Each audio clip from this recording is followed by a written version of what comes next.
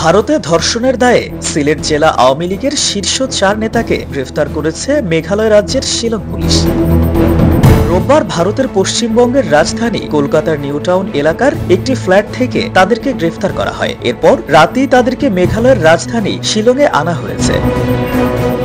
গ্রেফতাররা হলেন সিলেট জেলা আওয়ামী লীগের সাধারণ সম্পাদক অ্যাডভোকেট নাসির উদ্দিন খান, সিলেট মহানগর যুবলীগের সভাপতি আলম খান মুক্তি, সহ সভাপতি রিপন ও সদস্য জুয়েল। এছাড়া অন্য পলাতকরা হলেন সিলেট জেলা স্বেচ্ছাসেবক লীগের সভাপতি আফসার আজিজ ও সাধারণ সম্পাদক দেবাংশু দাস মিটু। শিলং পুলিশের একটি নির্ভরযোগ্য সূত্র জানিয়েছে, আওয়ামী লীগের নেতারা সিলেট থেকে পালিয়ে শিলংয়ে অবস্থান করার সময় তাদের আবাসস্থলে একটি ধর্ষণের ঘটনা ঘটে। এ ঘটনায় ভুক্তভোগী শিলং থানায় 6 জনকে আসামি করে একটি মামলা দায়ের করেন। এই মামলায় তাদেরকে গ্রেফতার করা হলেও আরো 2 জন আসামি পলাতক রয়েছেন।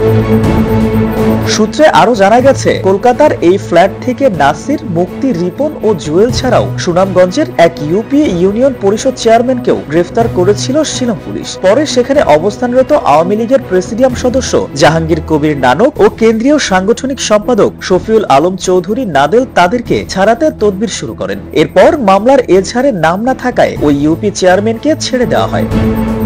এ বিষয়ে কলকাতায় বসবাসরত সিলেট আওয়ামী লীগের একাধিক দলীয় নেতা এর সত্যতা নিশ্চিত করেছেন। তবে অপর একটি সূত্র বলেছে, ধর্ষণের ঘটনায় জড়িত ছিলেন মূলত সিলেট মহানগর যুবলীগের সহসভাপতি রিপন ও সদস্য জুয়েল। কিন্তু আওয়ামী লীগ নেতা নাসির ও যুবলীগ সভাপতি মুক্তি সহ সবাই এক ফ্ল্যাটে অবস্থান করায় তাদেরকেও মামলার আসামি করা হয়েছে। তাই পুলিশ তাদের গ্রেফতার করেছে।